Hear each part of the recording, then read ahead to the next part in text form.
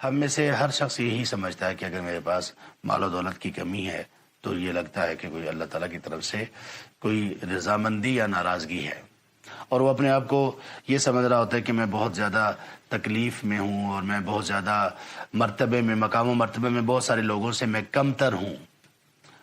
نہیں، ایسا نہیں ہے۔ اسے کیا معلوم بیچارے کو کہ جس حال میں اللہ نے تمہیں رکھا ہے، اس حال میں ہونے کی وجہ سے تم کتنے بڑے بڑے گناہوں سے اور کتنے بڑے بڑے نقصانات سے محفوظ ہو، جس کا تمہیں ادراک ہی نہیں ہے، تمہیں شعور ہی نہیں ہے کہ اگر تمہیں دولت اور مال مل جائے تو تم کیا کرنے والے ہو۔ اللہ کو تو علم ہے نا، اللہ تعالیٰ تو مستقبل کو بھی جانتے ہیں، اللہ کے علم میں ہے کہ اس بندے نے کیا کرنا ہے اور یہ کیسا ہو جائے گا۔ سبحان اللہ۔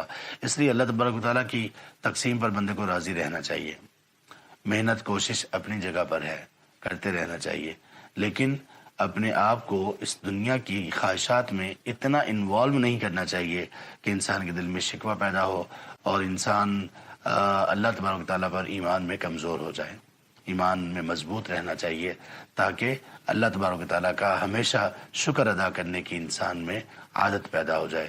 ناشکری جب انسان میں پیدا ہوتی ہے تو وہ تبھی پیدا ہوتی ہے جب انسان جو نعمتیں خود کو ملی ہوئی ہیں ان کو حقیر سمجھنا شروع کر دیتا ہے، اور اس کی حقارت کی علامت یہ ہے کہ دوسروں کو ملی ہوئی دنیاوی جو نعمتیں ہیں انسان ان کی طرف دیکھے، جو زیادہ نعمت والے، زیادہ مال و دولت والے ہیں، جب وہ ان کی طرف دیکھے گا اور حسرت کی نگاہ سے دیکھے گا، شوق کی نگاہ سے دیکھے گا، اس نگاہ سے دیکھے گا کاش یہ مجھے بھی ملا ہوتا، تو پھر یہ چیز علامت ہے اس چیز کی کہ اللہ نے اس کو جو نعمتیں دے رکھی وہ ان کو حقیر سمجھ رہا ہے، تو یہاں سے پھر کام خراب ہونا شروع ہو جائے گا۔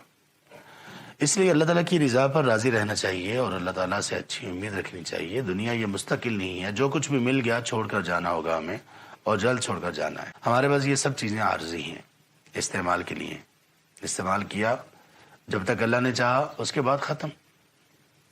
تو ان چیزوں پر نظر رکھیں جو عارضی نہیں ہوں گی، مستقل ہوں گی۔ بارک اللہ فیکم، والسلام علیکم ورحمۃ اللہ وبرکاتہ۔